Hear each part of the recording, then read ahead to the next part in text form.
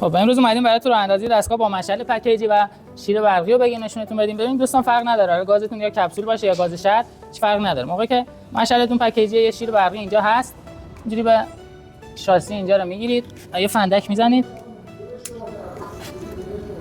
اینجوری که میبینید الان شمع روشنه. خب دوستان همونجوری که دیدید من دستم رو شاسیه و شعله روشن شده. 20 ثانیه الی 30 ثانیه دستتون رو همین شاسی نگه می‌دارید تا شعله به صورت ثابت وایس. موقعی که دیگه شعله ثابت موند، یه شاسی در تابلو برق دستگاه قرار داشته که به صورت اتوماتیک مشعل روشن و خاموش می‌کنه. من دوگیم مشعل دوستان می‌بینید همینجا که نوشتیم مشعل این شاسی اینه که بزنید به صورت اتوماتیک شیر برقی مشعلتون روشن می‌کنه. این مزیتش خیلی خوبه و خیلی راحت با مشعل کار می‌کنه. یعنی که بعدش می‌گردونید خاموش میشه. شاسی زدیم روشن شد.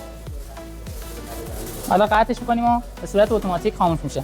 دوستان شیر برقی که سر راه مشعل قرار داده شده مخصوص گازه و این دیتری که اینجا می‌بینید جلوگیری می‌کنه از خطرات ناشی از گاز.